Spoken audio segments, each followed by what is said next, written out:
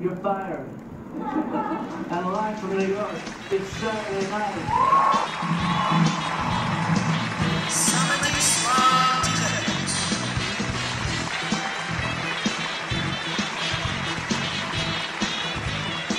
Avec vos hôtes, Joanne Gallo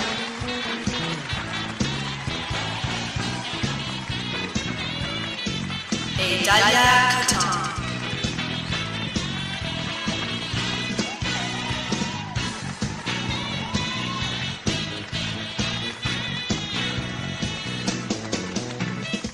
Bonjour mesdames et messieurs et bienvenue à Samedi Soir Direct. Aujourd'hui nous avons beaucoup d'événements intéressants à vous dire, donc ne changez pas la chaîne de télévision. Maintenant les prévisions météorologiques nationales avec notre météorologue à Paris. Joanne, quel temps fait-il aujourd'hui?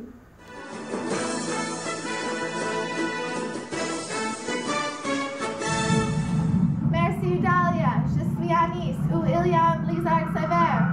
Aujourd'hui, le 2 janvier, la météo est très bizarre. Dans le nord de la France, il fait très chaud. Quel spectacle! Il y a beaucoup de soleil et il fait 42 degrés Celsius dans cette région. Donc, si vous êtes à Paris ou Lille, mettez un maillot de bain, des lunettes de soleil et beaucoup de crème solaire. Et conduisez à la plage. Pourtant, c'est impossible, mais il fait très chaud et mauvais dans le sud de la France. Achou! Il fait moins de 31 degrés Celsius et il y a du verglas. Donc, si vous êtes à Toulouse ou Bordeaux, portez vos habits de neige, vos bottes et vos gants. Enfin, la météo dans l'Est et le Nord-Est de la France est très folle parce qu'il y a du vent et des ouragans. Portez un coupe de vent si vous soyez. Mais c'est mieux de rester à la maison. Ce temps étrange va rester jusqu'à... Il y a un voiture!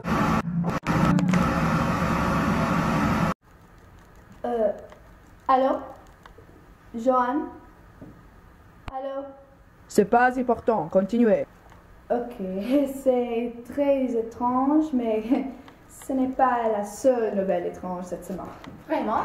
Quelle autre nouvelle c'est étrange? Attendez pour l'interview plus tard avec Gérard Bordeaux. Ça va être très bizarre. J'ai hâte, mais maintenant, nous allons vous écouter pour les informations nationales et internationales. Comment va l'économie en Europe?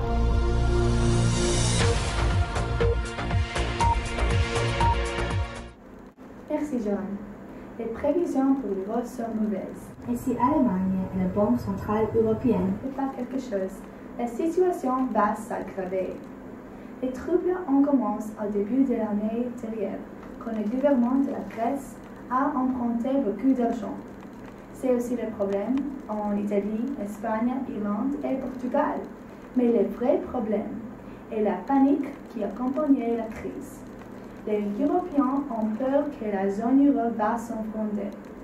Tout peut s'arrêter si le gouvernement et le ECB prennent les grandes mesures. Est-ce que c'est possible? Nous devons attendre et voir. C'est de mauvaises nouvelles. Maintenant, nos nouvelles sportives. Qu'est-ce qui s'est passé dans le monde du sport? C'était une semaine spectaculaire de sport pour la France. Dans les nouvelles de tennis, Jo-Wilfried Tsonga de la France défaut Rafael Nadal de l'Espagne, le meilleur joueur de tennis du monde, dans un tournoi à Londres jeudi. Aussi, Maria Sharapova a établi le record du monde pour le plus fort gorgement lors d'un match de tennis. Écoutez. D'autres nouvelles, un mort inattendu s'est passé au match de baseball en Arizona. Regardez la vidéo suivante.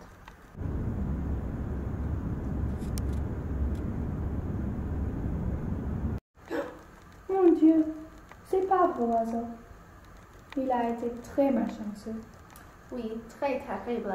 Nous allons avoir un moment de silence maintenant en son honneur.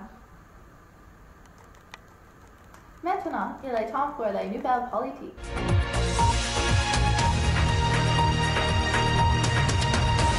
J'ai une analyse politique française ici aujourd'hui pour parler de la prochaine élection en France. Bonjour Dalia, comment Bonjour. Je vais bien, merci, mais je ne peux pas dire la même chose pour Nicolas Sarkozy. Dis-moi, comment est sa cote de popularité? Il est en deuxième place derrière François Hollande et en avance sur François Bayrou. Intéressant. Merci pour votre temps. Oh, merci. C'était superbe de vous avoir. Au revoir. Au revoir. Vous savez, il y a au passé une affaire qui a affecté la popularité de Nicolas Sarkozy récemment. Un conflit terrible entre lui et le premier ministre précédent. Dommage. Maintenant, nous avons un programme spécial sur la cuisine française internationale. Voilà.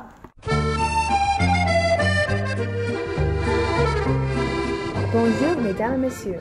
À quel sujet est-ce que tout le monde pense? La nourriture. La nourriture. La nourriture.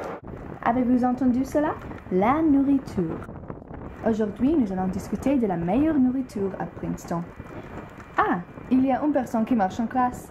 Excusez-moi, est-ce que vous avez un moment? Non, je suis occupé. Désolé. Mais c'est à le sujet de la nourriture. Nourriture? Ah, mais d'accord.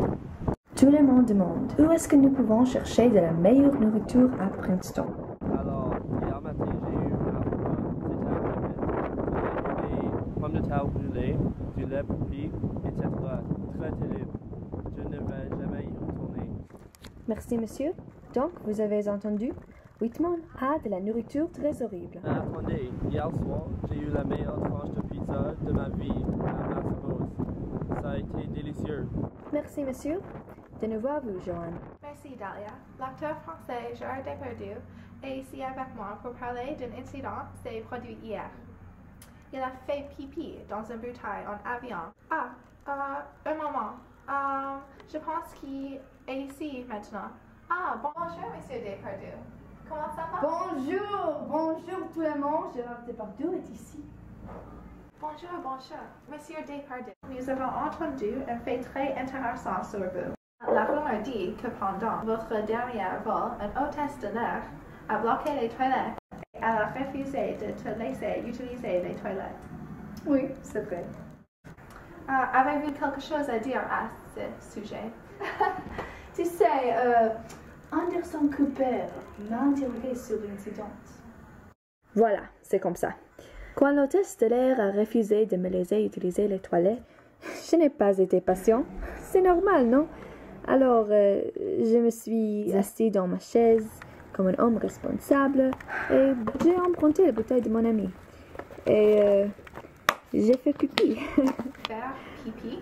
Oui, mais j'ai mis la bouteille sur le tapis et la bouteille que vous avez utilisée est déportée? C'est vrai.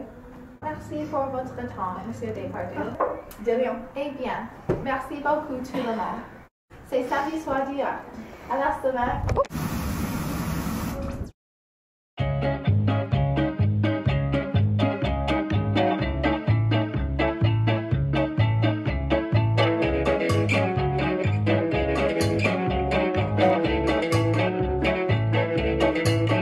J'ai toujours préféré aux voisins les voisines, dont les ombres chinoises ondulent sur les volets. Je me suis inventé un amour pantomime où glissent en or et noir tes bas sur tes mollets. De ma fenêtre en face, je caresse le plexiglas.